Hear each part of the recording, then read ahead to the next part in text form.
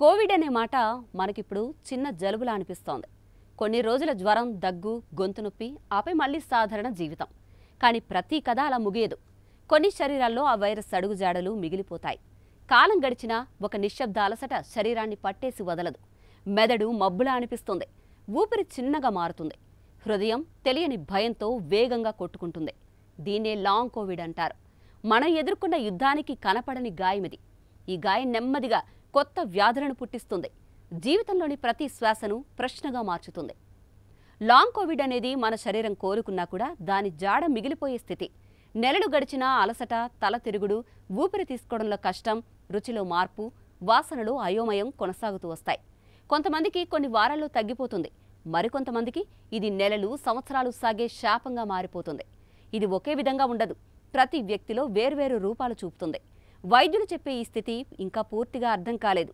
కొందరు దీన్ని శరీరంలో వైరస్ మిగిలిపోవడం అంటారు. మరికొందరు నరాల వ్యవస్థలో గందరగోళం అని చెప్తారు. ఇటీవల స్వీడన్తో పాటు నెబ్రాస్కా విశ్వవిద్యాలయం చేసిన పరిశోధనలు కొత్త మెలికను చూపించాయి. ఈ అధ్యయనాల ప్రకారం లాంగ్ కోవిడ్తో బాధపడుతున్న యువ మహిళలు ఒక ప్రత్యేక వ్యాధికి గురవుతున్నారు. ఆరోగ్యంగా ఉన్నా, క్రీడల్లో చురుగ్గా ఉన్నా కోవిడ్ తర్వాత వారిలో గుండె తడబాటు, నిలబడగానే తల తిరుగుడు, వింత అలసట లాంటి లక్షణాలు కనిపిస్తున్నాయి.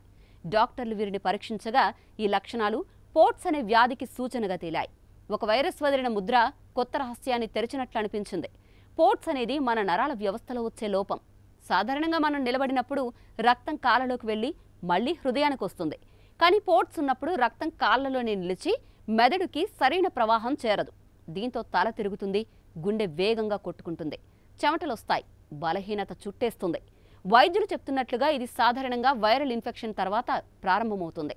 కోవిడ్ దాని ప్రధాన ప్రేరణగా మారిందని ఇప్పుడు అర్థమవుతోంది. పోట్స్కు గురయ్యే కారకాల్లో వైరస్ ప్రధాన పాత్ర పోషిస్తుందని శాస్త్రవేత్తలు గమనించారు.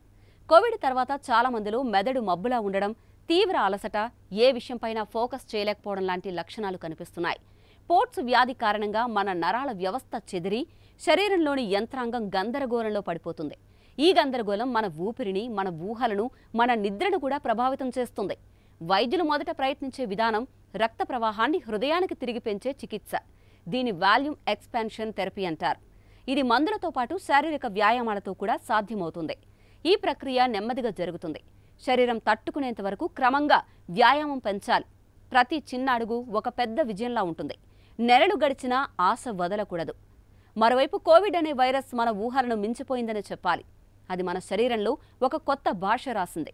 హార్ట్ బీట్లో, ఊపిరి నడకలో, మెదడు ఆలోచనలో అది ఇంకా మిగిలుంది. లాంగ్ కోవిడ్ అనేది ఒక గుర్తు మాత్రమే కాదు, ఒక హెచ్చరిక కూడా. చిన్న జలుబులా మొదలైన ఈ వ్యాధి మన లోపల ఒక నిరంతర ప్రతిధ్వనిలా మారిపోయింది. ఈ ప్రతిధ్వని మనకు ఓ విషయాన్ని గుర్తు చేస్తుంది. ఆరోగ్యం అనేది కేవలం జ్వరం లేని స్థితి కాదు, అది మన అంతరంగ శాంతి. సైన్స్ దీని రహస్యాలను చెరిపేసేందుకు ప్రయత్నిస్తోంది. కానీ అప్పటి వరకు మన జాగ్రత్తే మన రక్షణ. వైరస్ కదిలిపోయినా దాని నీడ ఇంకా మనలో నడుస్తూనే ఉంది.